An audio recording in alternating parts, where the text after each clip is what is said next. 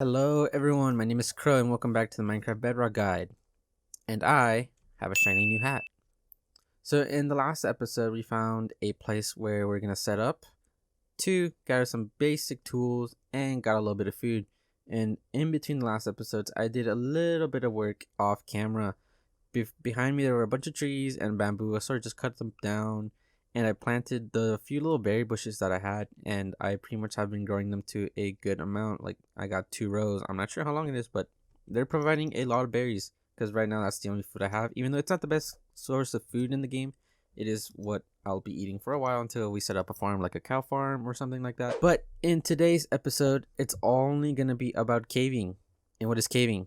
Well, it's very simple. You're just going around through the caves that have been naturally generated in the world just to see what you can find. And we're going to be doing this for 2 specific reasons. Reason number 1 is because, like I said in the last episode, when it's dark, monsters will start spawning, and you kind of don't want that because they could either, like, for example, a creeper could spawn and they could blow up your area. Reason number 2 is to find resources, because at the moment we only have our stone tools and we kind of want to upgrade to find iron or gold or diamond, redstone or lapis, depending on how far we go in the elevation. But we could also find dungeons which will have a spawner in them, but we will talk about that once if we find them. So what are you gonna need to cave? Well, for me, I like to start off with a couple things in my inventory right before I head out, and one of those is, as I open up my inventory, we're gonna have our sword in case we find some monsters. We're gonna have a bunch of pickaxes because right now, like I said, we do not have any iron, so we're gonna be looking for those, and some shovels in case we run across gravel, and you know how annoying gravel is. And we're bringing a bunch of food, honestly, because berries are not the best. And we're also going to be bringing some wood, because wood is very important because you can make crafting tables, which then you can make more tools. And we're going to bring our furnace just in case we find some iron, so we can upgrade really quickly to iron tools. And how are you going to find caves? Well, honestly, just explore. So, like, honestly, right here where I live, there's a cave right here. I have yet to explore this, but it doesn't seem too interesting. But I'm just gonna move around over here to where the ravine is, because there is a lot of stuff over here. So I've come across on the other side of the ravine, and I found this pretty big cave in here, and we're gonna see what we can find. As we're starting off, I can immediately see some coal, because that's really important early on in game. You honestly want to pick up as much coal as you possibly want or can, because it's really important, so you can start setting off like getting food or smelting all your iron or gold to get your iron nuggets. Now that we've acquired a little bit of coal, this is where the wood comes in. So you're gonna turn your logs, turn them into sticks. I like to use 2 logs, so you get exactly 16 sticks, because once you put 16 sticks with 16 coal, 16 coal, you'll get exactly 1 stack.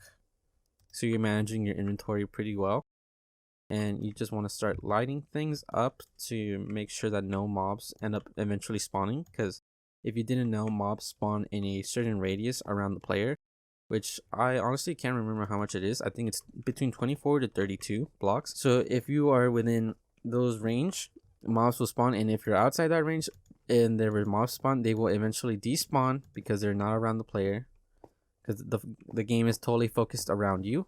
And right here we have found some iron. It is really important early on in game to find as much iron as you possibly want or can, because iron has a lot of uses. You can use iron for a lot of different things. You can make them into all your typical tools, but you can also make some different kind of tools, like for example shears, flint and steel, and you can also use them as a bucket.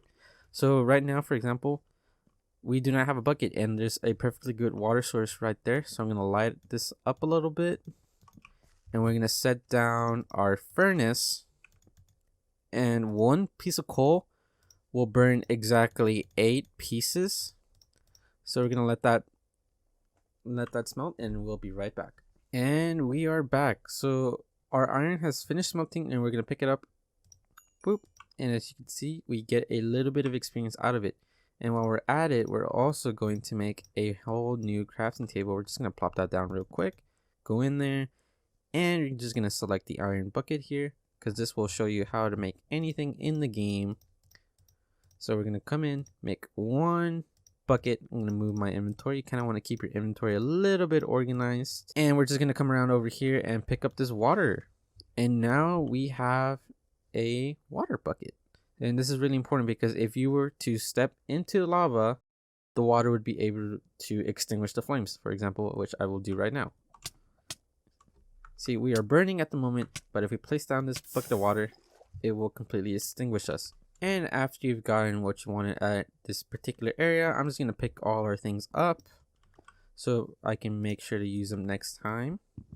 We're just going to pick this up as well. I know I'm using the wrong tool for it, but it doesn't really matter right now. And as you can tell, we already have 22 iron. That's pretty good. We're eventually going to have enough so we can build an entire suit of armor. I'm just going to stop here for a moment and tell you guys, if you guys are liking this, make sure to leave a like and comment any other tips that you know that you'd like me to talk about. Aha, look what we have here. We finally found some redstone. And the only reason we found redstone is because look at our coordinates in the top left. Ooh, and we also found lapis. That is because at the elevation that we are. So the first number is our x coordinate. Our middle number is our y coordinate, so our height. And our z coordinate is this one. So you can find different ores depending on which elevation you are. So this one right here is redstone. Now watch this. As I mine the redstone with a stone pickaxe, it just breaks. We do not drop anything. But whenever we mine iron with a stone pickaxe, we obviously do pick it up. So I wish there was another one so we could explain it.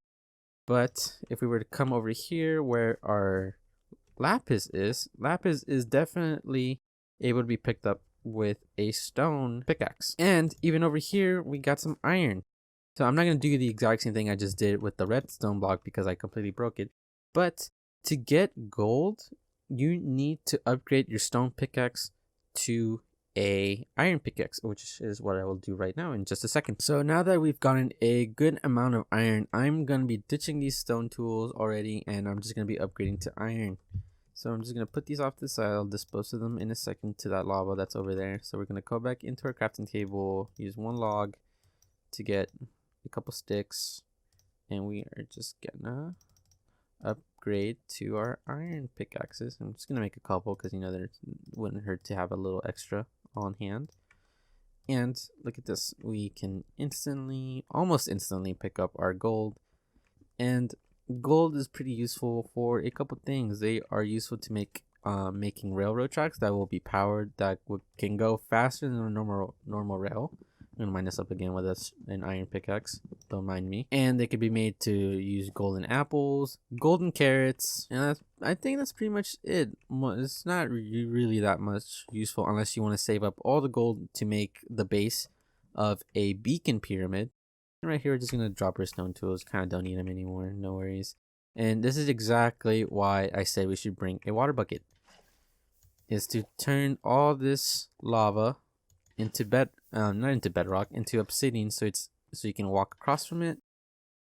And while we're at it, we're also going to be lighting this up more so we don't have to deal with anything annoying like a skeleton or a creeper or zombies, or really any mob, to be honest. But we'll also, while we're down here, I have spotted a lot of redstone. We're just going to mine all this up. And redstone drops a lot of pieces, usually between like 2 to 4 pieces, I believe. But usually they're going to end up clogging your inventory if you get all of them. So I'll show you a little trick in a second. I'm going to move this over here, and we're going to pop down our crafting table once more. And real quick, I am just going to make a really easy stone axe at the moment because I kind of don't want to have an iron one. I think it'd be a little waste of an iron at the moment. And this includes 2 lapis because they do drop a lot. So you pretty much just want to put the redstone in this orientation and you will turn them into blocks.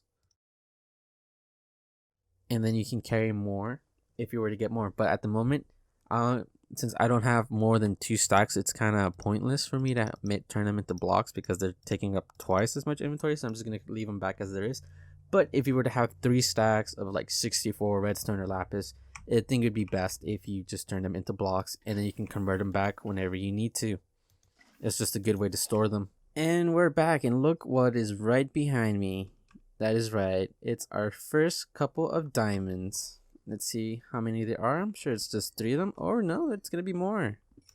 Wow, this would have been an 8 vine if it wasn't for this one piece of obsidian. But hopefully there's not any iron or gold. Oh, there is. Oh. Oh, that was a close one. I'm just gonna move this over here real quick. Just gonna stop that right there. Oh yeah, that's good.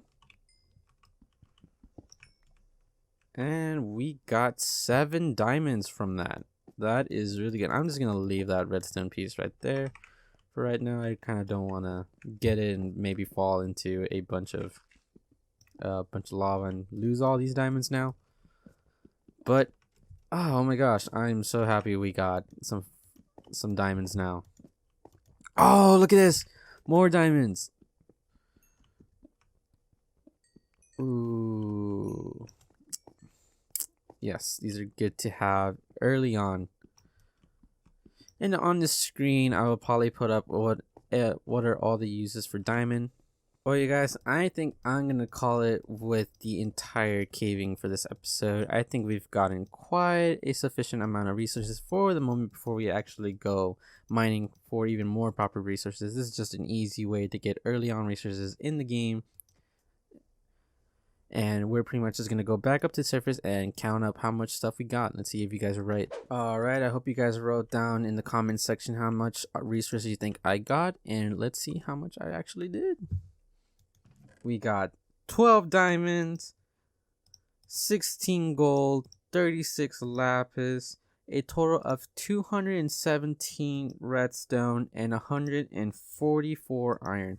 Honestly, the 2 most important ones being the diamond and the iron, because those will be useful for right now. We're not going to be doing any redstone stuff. We'll get to that eventually in an episode. And we're not going to be enchanting soon yet. Right as soon as I start getting some cows, and there's this annoying...